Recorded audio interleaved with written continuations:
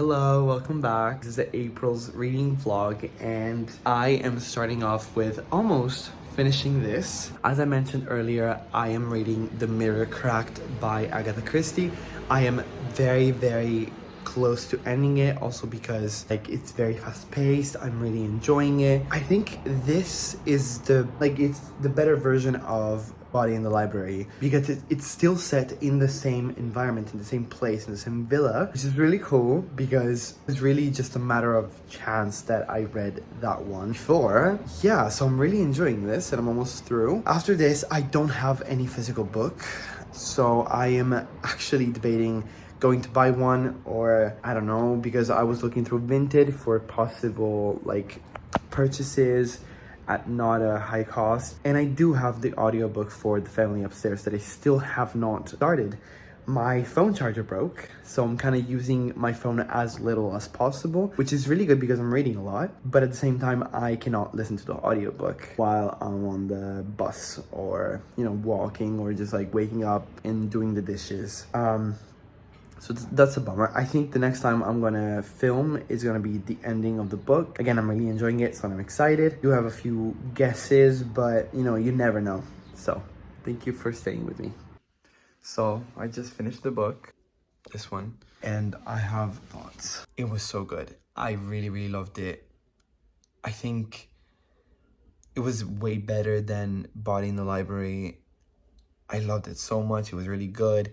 One thing that I didn't like, but also sure, I just gotta be fine with it, is the fact that in the whole book, Miss Marple, who is supposed to be the main detective in this, basically kind of only pops up at the end with the correct theory. I don't know, but still, it was really good. I didn't expect it at all, almost, and the twist was really good. I am so happy I read this, really. I really liked it. I think I'm gonna give it 4.5 stars. And yeah, I'm low-key really thankful to have been forced to read more of these books. I did already start the next book, because as I mentioned in the other video, I was starting both at the same time. The physical book, which was this, and then the audiobook, which is The Family Upstairs. So I'm really at the beginning. I think I read about 4 chapters, or listened to 4 chapters, and it's very early to judge at all, because it's kind of introducing us to the characters and the storylines, and it's kind of odd because in the audiobook there's 2 readers, there's 2 voice actors. One is female and one is male, and they interchange through the chapters. But yeah, it's going so far, it's going, and the premise is cool. Apparently we start off with this main character, who I don't remember the name of, but she just turned 25, and she knew her whole life that as soon as she turned 25, she was gonna get a letter and her will, basically, what they left her. And I don't know why 25, because from what I know, you can kind of get access to the will as soon as you're of age, 18 or 21 in the US. I don't fucking know. 25 is very odd, I think. But still, it's cool, because she gets this house in which her origin family lived, and in which they died. So basically, I read the plot on Goodreads, and it says that they all collectively died.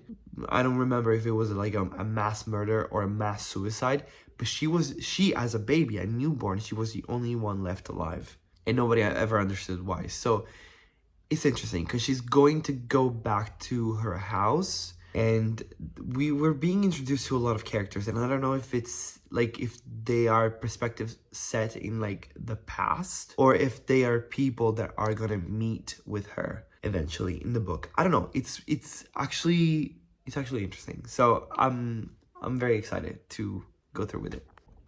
Hello, thought I'd give you a little update. I am 40% in The Family Upstairs, and it's becoming really fast-paced in a good way. It's becoming very easy to get through the story. It's really nice. I'm a little confused because we get to experience 3 perspectives in this book, and 2 of them are in third person, and in the present. I mean, told in the present. And the third one is in first person and told in the past, which is helpful because with the one in the past, we get to see what was going on.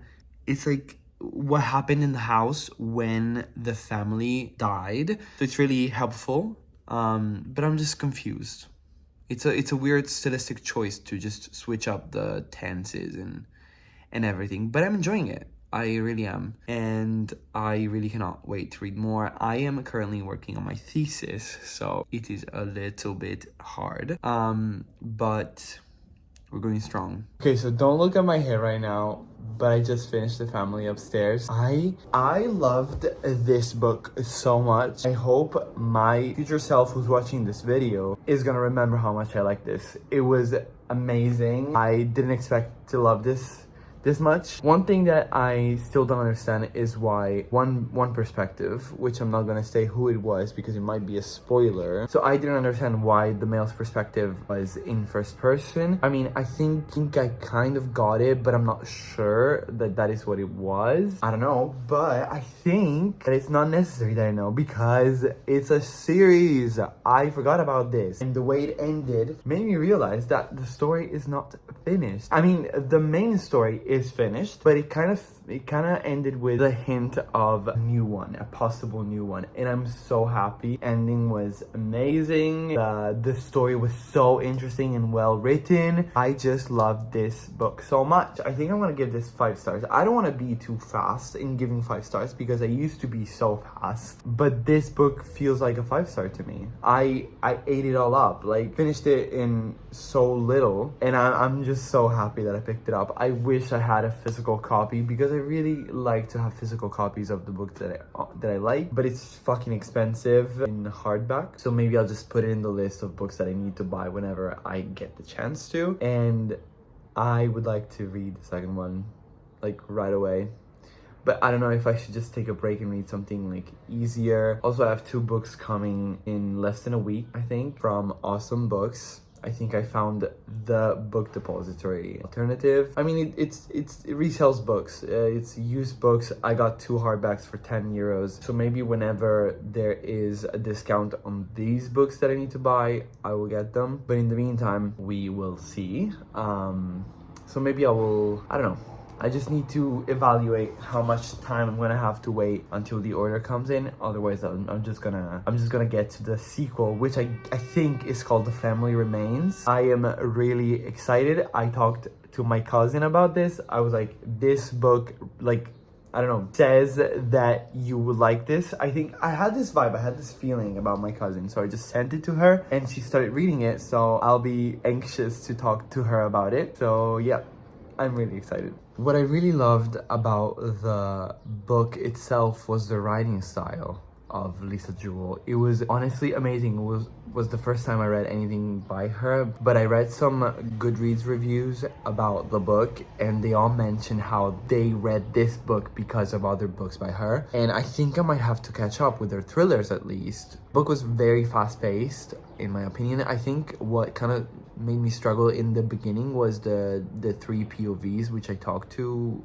you guys about, which was a little confusing at first, but it, like, as soon as I caught up with who everybody was and what they like served to the story, I just appreciated it a lot. It was really fast-paced. I finished it in like, I don't know, 4 to 5 days. I found it incredibly disturbing in the way this family was and how everything arrived to the ending. I don't want to spoil too much, but I did talk about the plot a bit. There were some pretty disturbing things in the book. I just think it was both disturbing and fascinating to read the story of the family because it was an incredibly problematic family, an abusive family, and the environment that, you know, the kids, because we are being shown the perspective of somebody who lived in the house. It's just so disturbing. I loved it. I'm a huge fan of that, if it's fiction, of course. But I just cannot wait to read the second one. So I think I'm just gonna get it over with, but I don't know. I think I'll just sit a bit on it and, you know, process it. Because I think that's what makes me struggle to remember stuff, because I just rush into stuff. I don't know. Hello. So I did start The Family Remains, which is the sequel to The Family Upstairs, because I'm still waiting on the order. I'm really liking it so far. I'm just a little bit bothered because we are being centered around the story of characters that I don't particularly like. But other than that, the book is beautifully written and the story is interesting. So I'm you know, like very excited to continue. I think I'm around like 20% of the book so far. So yeah, I can't really talk too much about the book because it is a sequel and I don't want to spoil what happens in the first one. You have to read it. So yeah, I'll keep you updated. Okay, so I finished The Family Remains. I liked it. I gave it 3.5 stars. Obviously not as good as the first one, but what can you do? I did write a review on Goodreads and expressing my thoughts. Personally, I really liked the new characters, even though there was a few characters that I didn't want to know about, that I was forced to know about. But what can you do? It serves to another character's story. I get it, whatever. But yeah, as usual, it was kind of slower in the beginning, and then as I got to like 40-50% of the book, I just like went through it so easily. I finished it this morning, and yeah, it was good. It was good. I really like the author's style and everything, and I think I'm gonna read more from her eventually in the future. But now I need a break. I did want to show you what I got in the book mail. So this is Girls of Paper and Fire. It's a fantasy trilogy. I haven't really heard much about it, except I just had it in my TBR for so long, and I found it for like €5 hardcover on Awesome Books. So that is awesome. And then Standoff by Andrew Smith. This is a sequel to Winger. I read that book in 2016, I think. My grandma got it for me. And I loved it so much. I don't really remember much because it was like, what, 7 years ago? But I wanted to, you know, like get to the sequel. So I found this as well for $5 and got it immediately. Started it. I mean, kind of, but this is gonna be my next read. So follow up for more. So, quick update. I'm really not that far into it. I think this is like not even 10% of the book of Standoff. I don't know if I am in the correct mood to read this. I mean, that maybe, just maybe, I would enjoy like a fantasy more, but I'm not a quitter. I am not a quitter. I will get through this. It's definitely a different writing style than Lisa Jules, by who I read like the past 2 books, and it's sometimes very, because it's I don't know if it's like a middle grade or a YA, but it's like, I think it's middle grade, but it's like very middle grade. Like the train of thought is like very confusing and very like continuative and interrupted by, you know, like internal thoughts and whatever. Like it's hard for me to keep the concentration on what's happening. I don't know. I think I just need to get used to it coming from an adult. I mean, 2 adult novels, actually. So, I don't know. I'll keep you guys updated because...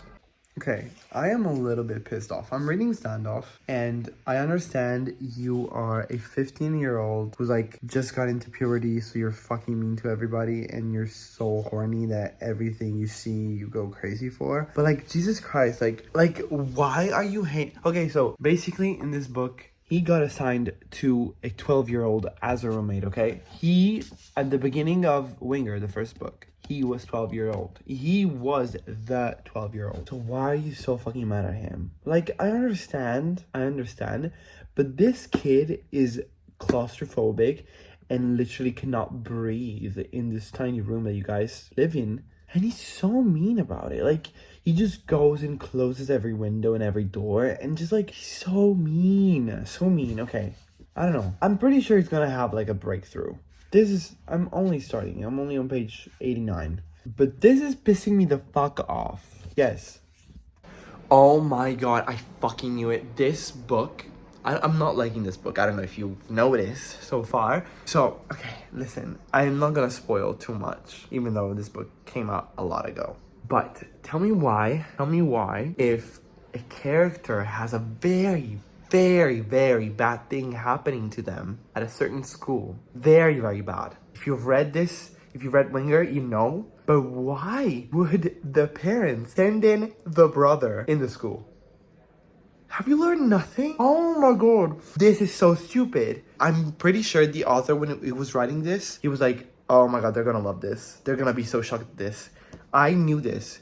When he was like, oh, I know who this person might be. I knew it was gonna be the sibling of this other character. And now they confirmed it. And it's just so shit. Why would you do that? It's so stupid. Anyways, I'm gonna keep reading because I'm not a quitter.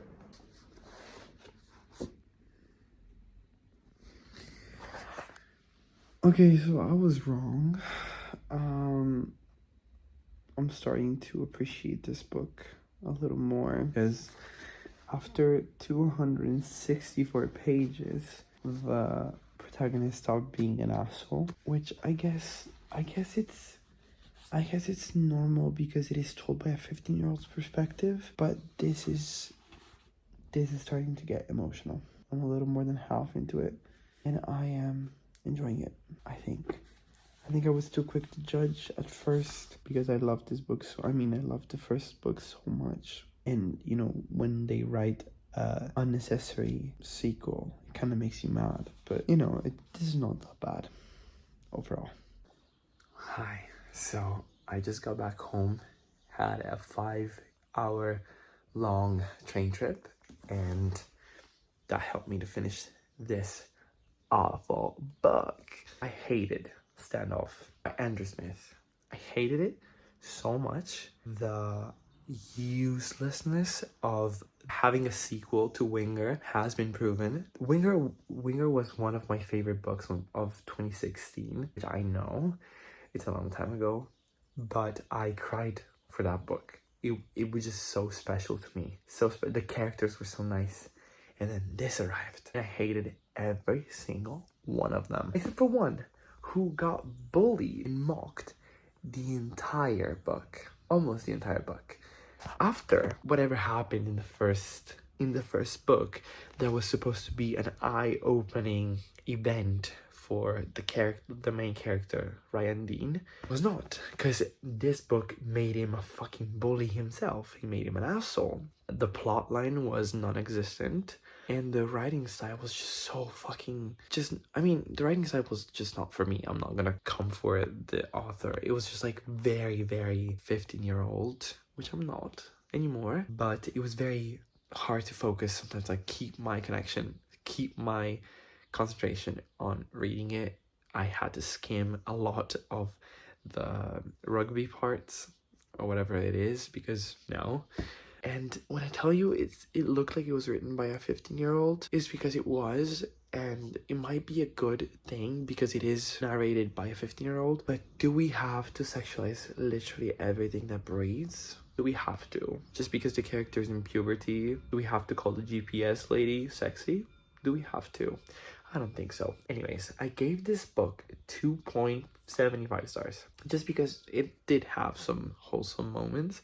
But hell no, not for me. This was such a disappointment. Especially because I love the first book so much. But I did start a new book. I started an audiobook of a non-fiction I really wanted to read, which is I'm Glad My Mom Died by Janet McCurdy. I grew up watching iCarly, and as one expects nowadays, you come to find out that what you used to love as a kid was incredibly problematic. And so I kind of wanted to know more about it because the book was huge back when it came out. I think it won the Reader's Choice for Goodreads in 2022. So I had to catch up, and I found the audiobook for it, and I'm listening to it right now. I'm like around 20%, and she narrates it, which is great. I think it's great, and yeah. So I'll tell you how that goes. Shit, I'm terribly late, but the package arrived, and I want to see if it's the edition I wanted. So. Please, please, please. It is! Yes! Oh my god. It's so beautiful. So, as you might have seen, Habemus copy. We have the copy of Simon of the Reaping. Now I'm only one book left, and I'm owning all of them, all of the Hunger Games. in hardback American hardcovers, which are just so beautiful. Look at this. You can't even see it from here, but it's like they're glowing. It's so good. It's so nice, and I love this book so much. So I'm only needing Ballad next, but they're so expensive. They're like 25 euros each. So maybe like as a reward later on, I'll get the last one. But yeah, I'll try to find the time to go back to my old house and put this with its family, so with the other books. And yeah, I'm really happy about this. Hello, I just got back from a 6-hour train back in Rome, and that gave me tons of time to finish. I'm glad my mom died. I had this on audiobook, which was very advised. Like, people say they should listen to the audiobook because it's narrated by her and it's 10 times better. And it was just so fucking good. I loved it. I didn't write any like review on it because it is a memoir. It's not fiction, and it's about pretty fucked up stuff. So I had a great time listening to it, not because it was a fun book, but because of course her writing style is very like, it just flows so nice, and she narrates it in a way that you can kind of feel that you're in her head and like go through her thought process. And like, it was just really eye-opening, especially on eating disorders and the emotional and psychological abuse that her mother put her through. So that I did have a lot of time also to start something new, which is not exactly a book. It is a novella. I think it's just a short story by Stephen King, Lori. It was free on Apple Book, and you know, I decided to read it. It was around like 50 pages long, 60, and it was really nice. I mean, I don't know what the correlation is to the book that it's correlated to, because it's like a novella before the like his book The Outsiders. But I read the plot for Outsiders, and it doesn't have any of the characters that were in the short stories, so I'm very confused about that. I've never read anything from Stephen King, and this was my first introduction, and I enjoyed it. I mean, it was nothing special. I liked the writing style. It was very fun and descriptive. Yeah, so I guess that counts. So what do I want to read next? It has been a very productive month. I've read a lot, and I don't plan to stop now. I am going to start Girls of Paper and Fire. This is the only physical book that I have. I did go back home and, you know, I had access to my copies of books and everything, and I don't think I have anything left to read. I think I've read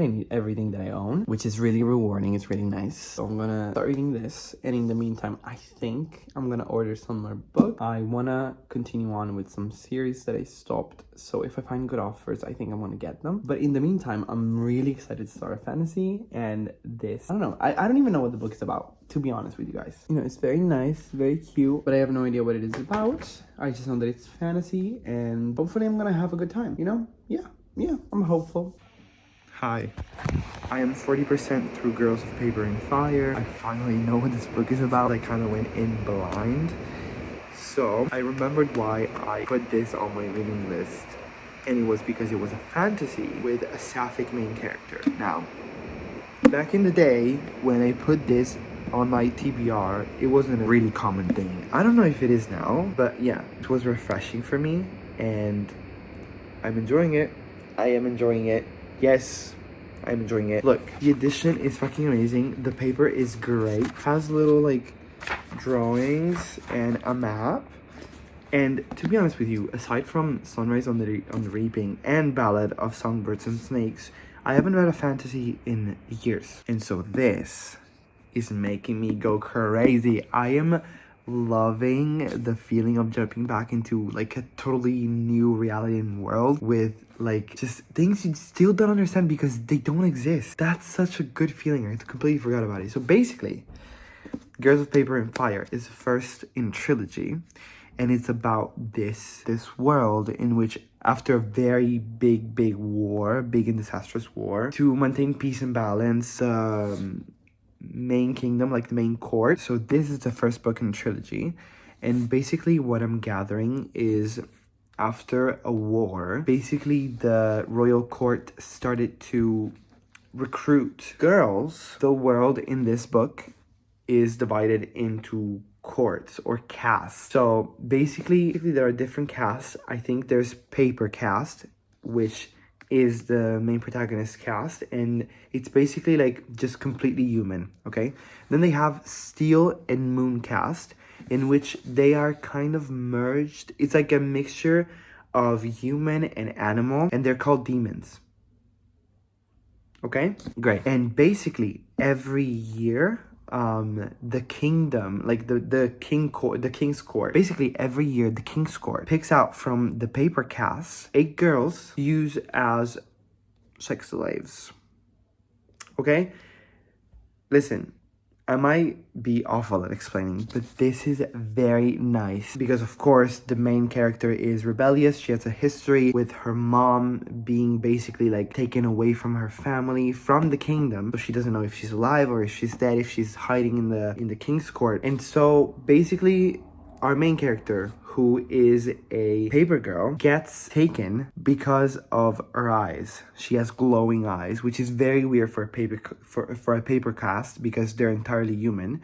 But you know, she was born in the New Year's Day under a full moon, and so basically like they're kind of explaining this as to why she has bright eyes, kind of shimmering eyes. And so yeah, I'm kind of still seeing where that goes, but it's just very nice. It's very refreshing to read a fantasy after so long, so I'm really excited to follow through with this read. So I finished it. I didn't think I was gonna be able to finish this book before the end of the month, but despite being like 400 pages, I kind of ate this up. Since I just finished it, I'm not sure how much of a review I could give, because I'm not sure that I like the ending. As I was reading the last 80 pages of this book, I was not sure that I wanted to continue with the story, with the trilogy. Not because it's bad, because I really enjoyed this. As I've said, I ate this up in very few days, but I am not sure I'm going to like the sequel to this. I cannot say much, but the ending kind of disappointed me and went into a direction in which I know I'm not interested in because of my own taste in like books. So I am not even sure what I'm gonna rate this.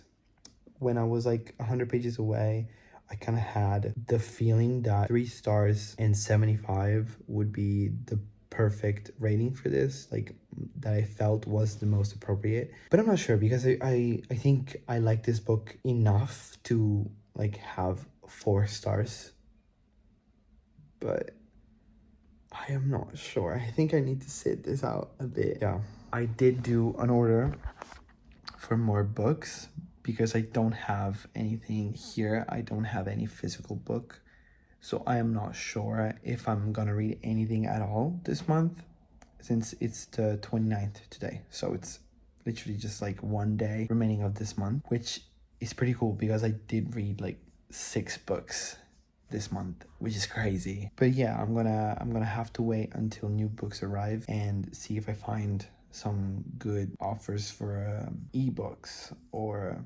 audiobooks. Otherwise, I'm just gonna have to wait until the next physical book is here, which I'm really excited about. But that being said, this is the end of April's vlog, which is crazy. It actually is crazy, and I am really proud of myself and how this month went, and I hope that next month is gonna be even better in readings. So yeah, so thank you for the company and thank you for listening to this insane rants about books, even if you haven't, and I'll see you next month.